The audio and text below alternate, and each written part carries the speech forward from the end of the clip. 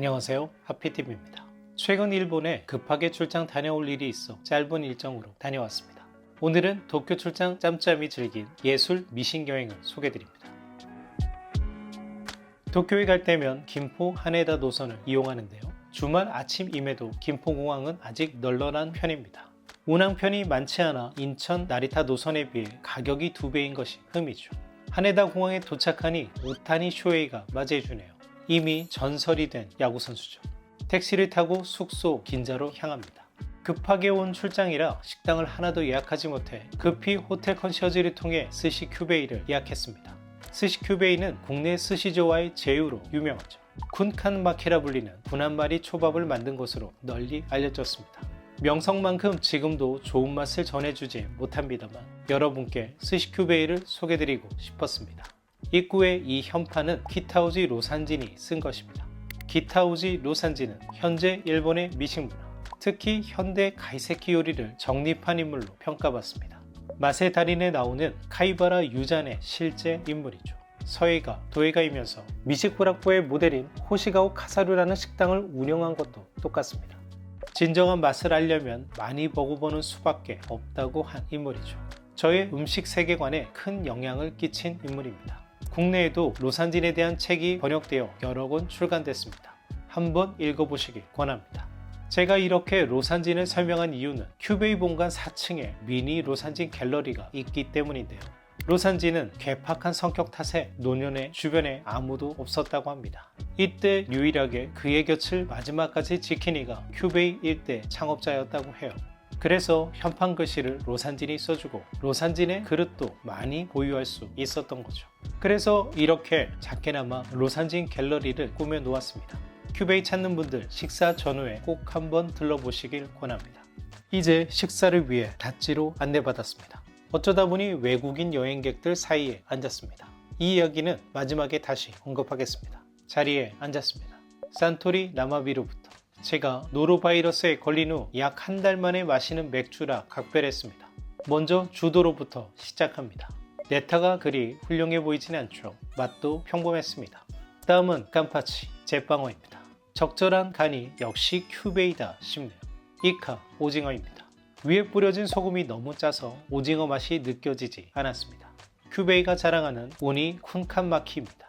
우니는 고소했지만 김맛이 상대적으로 떨어져서 뒷맛을 잡아주진 못했습니다. 스시로 낼 새우를 이렇게 미리 보여줍니다. 씨알이 실하진 못하죠. 이렇게 바로 쪄서 나왔습니다. 잘 쪄내서 식감이 아주 좋았습니다. 호타테, 가리비 관자입니다. 간은 좋은데 관자 자체가 그리 맛있지 못했습니다. 네타 퀄리티가 이전보다 훨씬 떨어진 느낌입니다. 오도로 맛있었습니다. 이번엔 가츠오 가다랑어입니다. 입에 넣으면 싹 녹는 식감이 좋았습니다. 살짝 비린 뒷맛도 오히려 좋았습니다. 큐베이 역시 한방에 있네요. 다음은 미소시루, 짰습니다. 퀄리티가 들쭉날쭉합니다. 안하고 따뜻하고 폭신하고 달았는데 소금 덩어리가 있어서 끝맛이 무척 짰습니다. 다이콘, 이 또한 간이 셌습니다. 막기는 평범해 결국 남겼습니다. 마지막으로 교구, 폭신하고 달았습니다. 20대 때 도쿄에 오면 가장 먼저 찾았던 스시 큐베이. 오늘의 방문은 실망스러웠습니다. 스티브 잡스 등 유명인사가 방문한 곳이라 외국인들 방문이 유달리 많은 업장인데요. 이제는 외국인들을 별관으로 한데 몰아 네타도 간도 엉망이고 음식을 내어놓는 속도도 너무 빨라서 제대로 큐베이를 즐기려면 본관이어야 하지 않을까 싶네요. 4명이 와서 1명은 안 먹을 거다 이야기하고 메뉴판에 없는 메뉴를 요구하는 옆자리의 중국인들을 보면서 큐베이도 오랫동안 어려움을 겪다 이렇게 변화하지 않았나 싶기도 합니다. 오랫동안 애정했지만 한동안 가지 않을 스시 큐베이였습니다. 여러분께 소개해드릴 LP를 사고 싶어서 칸다에 있는 디스크 유니온에 왔습니다. 그런데 택시기사님이 비 온다고 다시 내리셔서 우산을 주고 가시네요. 한국을 사랑하고 30번 넘게 여행했고 친한 친구분이 당고개에 살고 간장게장과 평양냉면을 가장 좋아한다는 택시기사님, 오래 기억에 남을 것 같습니다. 디스크 유니온 매장 풍경입니다. 스피커가 JBL 4312 마크2를 쓰고 있는 게 재밌습니다. 이날 밤에 찾은 신주쿠점에도 JBL 스피커를 쓰고 있죠. 그리고 길 건너편 오디오 유니온에도 잠시 들렀습니다. 20대 때 돈이 부족하니 이곳에서 중고 LDP, 앰프 사려고 종종 들렀던 추억의 장소죠. 그리고 가까운 고서적거리인 진보초를 오랜만에 찾았습니다. 오디오 관련 고서적을 구입할 수 있을까 해서 비오는 날 진보초의 모든 서점을 돌았습니다. 이 서점은 뽀빠이, 브루터스 가오로를 모두 보유한 곳이었습니다. 뽀빠이 1호가 있다면 고가라도 질렀을 텐데 1호만 없더라고요. 여기에는 1964년 창간한 월간만화 가로가 있습니다. 카무 이전이 연재된 걸로 유명한 잡지죠. 1960년대 잡지가 이렇게 깨끗할 수 있다니 참 놀랍습니다. 이곳에서 여러 권의 책을 구매했는데요. 그중 가장 보물은 1980년대 일본 오디오 산업협회에서 발간한 오디오 50년사입니다. 어디서도 볼 수 없는 귀한 자료가 많아서 앞으로의 영상 제작에 큰 도움이 될 것 같습니다. 열심히 읽고 좋은 영상으로 보답하겠습니다. 가츠키치로 저녁 먹으러 왔습니다. 이곳은 마영보 형님과 도쿄에 오면 즐겨 찾았던 추억의 장소입니다. 팔뚝만한 새우튀김 시켜서 야 죽이지 라고 말씀하시던 모습이 지금도 선하네요. 먼저 진저에일 하이볼부터 주문해줍니다. 메인인 모리아와세가 나왔습니다. 히레와 새우까지 고로켓이 함께 나오는 세트입니다. 그리고 시소 고항과 미소시루가 나왔습니다. 시소향에 부담감이 없는 분이라면 꼭 시소밥으로 드세요. 강추입니다. 히레도 히레인데 새우카츠가 정말 대박입니다. 가츠키치 오면 꼭 드세요. 이렇게 식사를 마치고 2차로 바 하이파이브에 왔습니다. 오너이자 바텐더인 우에노 히데츠코상이 운영하는 바 하이파이브입니다. 우에노 상의 명성으로 월드클래스 바로 꼽히고 그는 일본 바텐더 협회 전무이사이자 바텐더 대회 심사위원으로 활동하고 있습니다. 일본 내에서는 전설적인 인물이죠. 흥미롭게도 술을 전혀 못하는 바텐더라고 합니다. 그의 장기는 다이아몬드 아이스 카빙인데요. 정말 예술의 경지입니다. 토요일이라 자리는 만석이었는데 혼자인지라 다행히 하나 남은 빈자리에 앉을 수 있었습니다. 먼저 제게 소화제 같은 진피즈부터 청합니다. 정말 인상적인 진피즈였습니다. 두 번째는 헤드 바텐더인 카오리 상이 만들어준 김넨. 교토 디스틸러리의 키노티라는 진을 사용했는데 맛이 훌륭했습니다. 바의 즐거움은 바텐더의 시그니처 쉐이킹과 스톱 퍼포먼스를 감상하는 데도 있죠. 먼저 우에노 상의 쉐이킹입니다. 헤어스타일이 재밌죠. 이번엔 카오리 상의 스터입니다. 정말 매끄럽고 부드러운 스터죠. 마지막 잔으로 카오리 상에게 달달한 칵테일 추천을 부탁했더니 파인애플로 멋진 칵테일을 만들어줬습니다. 바 하이파이브는 10년 정도 다닌 바인데 이날은 유독 손님이 너무 많아서 바텐더가 단 한 번도 쉬지 못하고 계속 만들어야 할 정도로 정신이 없었습니다. 바는 바텐더와 대화하면서 새로운 술을 추천받는 즐거움이 있는 곳인데 이날은 아쉬웠습니다. 바 하이파이브, 인파가 몰리는 주말보다는 주중에 방문하실 것을 권해드립니다. 아침 일찍 예매한 전시를 보기 위해 우에노를 찾았습니다. 4월 도쿄에는 볼만한 전시가 3개 정도 있었는데요.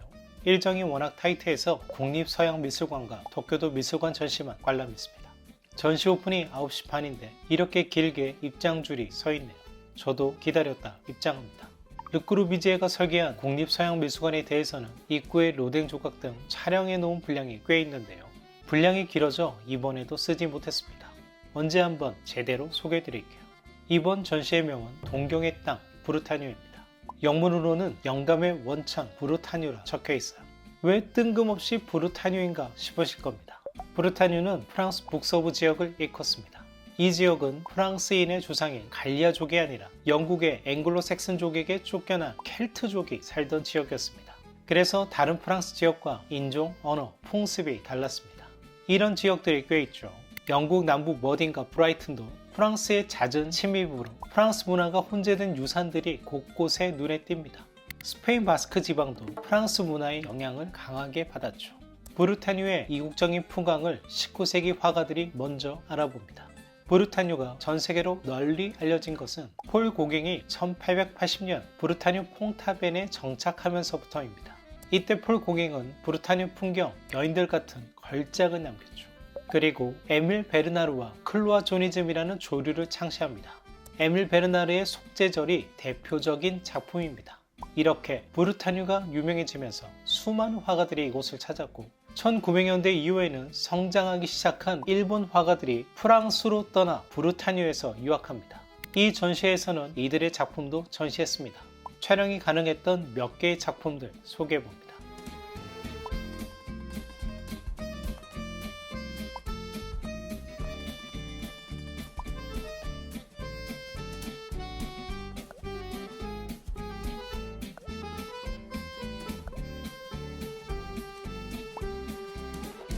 이번엔 에곤 슐레전을 보기 위해 도쿄도 미술관으로 향했습니다. 몇 해 전 같은 미술관에서 클림트전을 봤었는데 클림트가 인정한 천재 그리고 그가 아꼈던 학생 에곤 슐레 전시회를 같은 전시회에서 보게 되네요. 참고로 마티스전은 4월 27일부터 열린다고 합니다. 이 전시를 보기 위해 또 찾아야만 할 것 같습니다. 에곤 슐레는 오스트리아 출신 화가로 10대 때부터 천재성을 나타내고 빈미술 아카데미에서 스승 구스타프 클림트를 만나게 되고 클림트는 그의 천재성을 높이 삽니다. 에곤 슐레는 자신의 성적 욕망을 작품으로 그대로 드러내죠. 이 때문에 동시대의 탄압과 비난을 한몸에 받은 작가이기도 합니다. 그는 스페인 독감으로 28세 나이로 요절하게 되죠. 스승 클림트 또한 같은 스페인 독감 후유증으로 같은 해 사망합니다. 에곤 슐레의 가장 많은 작품은 오스트리아 빈의 레오폴트 미술관에서 보유하고 있고 이번 전시회는 레오폴드의 대여를 통해 이루어졌습니다. 에곤 슐레 작품, 다른 전시회에서 여러 번 보기도 해서 익숙한 편인데요. 클림트 전시에 이어 제 눈을 사로잡은 건 분리파 전시의 포스터였습니다. 폰트부터 그림 하나하나가 제 눈을 사로잡았어요. 사진 촬영이 가능했던 몇 작품 사진으로 소개드립니다.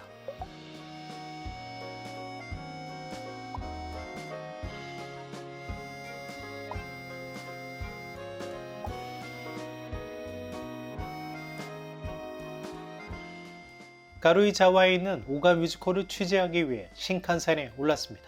일본 기차 여행에서 빠질 수 없는 게 에큐벤이죠. 맛있게 먹어줬습니다. 야가사키 호수공원에 위치한 오가홀, 멋진 풍광이 끝내줬습니다. 자세한 이야기는 별도의 영상으로 소개드리겠습니다. 전시회를 보고 유일하게 예약한 프렌치 레스토랑 에스키스로 향했습니다.